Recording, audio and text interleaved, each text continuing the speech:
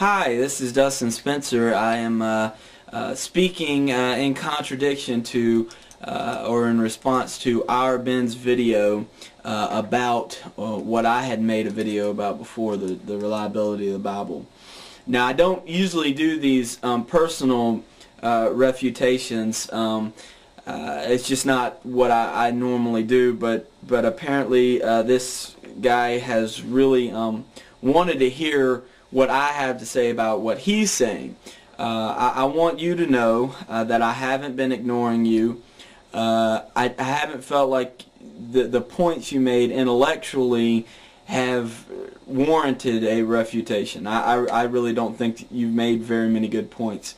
But since you know, in between some name calling and stuff like that, you've said that basically that I'm afraid to respond. I want to do this once so that everyone on YouTube will understand that I'm not afraid to respond. Talking about the facts that you talked about. From an intellectual standpoint, you read something, but you didn't give me the bibliographical information. You didn't give me who wrote it, or where it was written from, or if it could have even been written by you. I don't think this person is an authority whatsoever because it doesn't sound like he has some of his facts straight. But just let me know maybe next time who wrote this kind of stuff. The words that you used, I'll use some of your own words here. As you were reading, you said that we have very limited knowledge about Jesus. Well, that's not a strong word. Limited? I mean, is it saying that there's very little, like not enough to prove he exists, or little compared to, you know, George W. Bush or something like that? Limited isn't a very strong word. You talk about the Gospels were the only authorities on his life. I would agree with you on that. They're the only authorities on Jesus' life, and that's on purpose because they're so reliable. And I think that you know, that doesn't say that there aren't extra biblical or outside of the Bible references to Jesus. There are, as I've mentioned in my other videos, plenty of them. I can read you some now if you'd like to, but this video would go on forever. The Gospel's written now. You said that the Gospels are written a generation after, and it's interesting to me that the history or the whoever you're reading says somewhere between 70 and 100 A.D. It doesn't sound like they really have a grasp on when exactly they were written. I feel like I can prove to you that they were written before 70 A.D.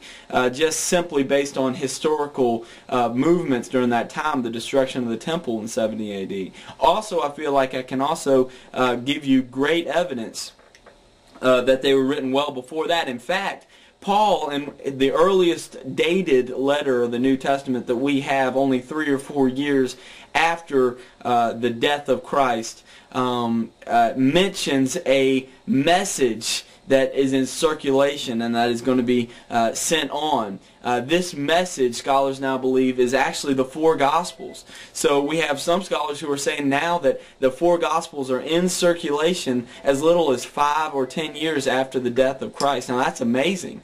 That's certainly eyewitness. And also look at this. If you have maybe 10 years or 20 years after something, for instance, 20 years after the election of George Bush Sr., I could tell you in detail what's going on there, even 20 years after that, because I was there, and as young as I was, I still remember that kind of stuff. So 20 years, even 50 years, very, very credible as far as a historical standpoint.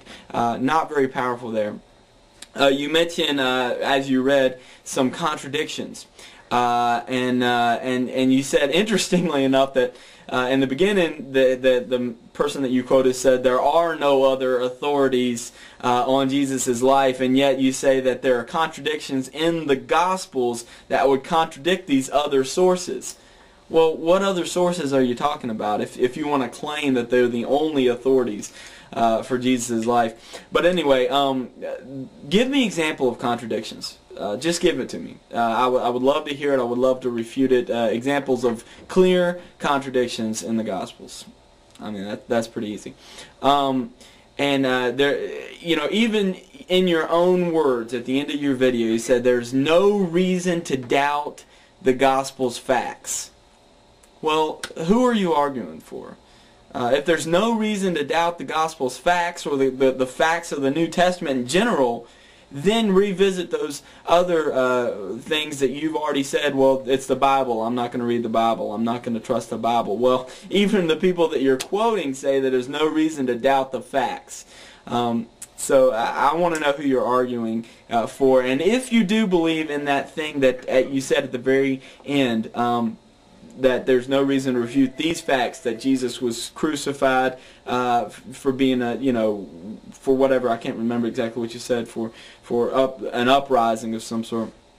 And then that other people claimed after he died that he was resurrected. I want you to refute the resurrection.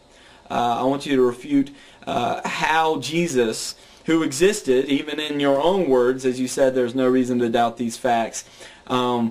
If he did exist, and people claim that he resurrected, refute that resurrection, because I think that's a really hard point to refute. I'm not upset at you. I'm not mad.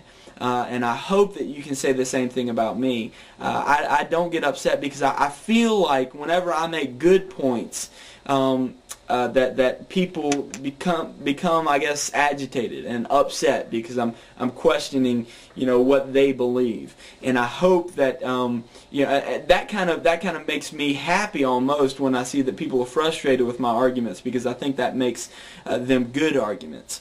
And I would like to hear a little bit more about this, particularly since this last video was not very intellectual as far as I'm concerned, and I'm sorry about that. But thank you very much, and I hope to see you soon.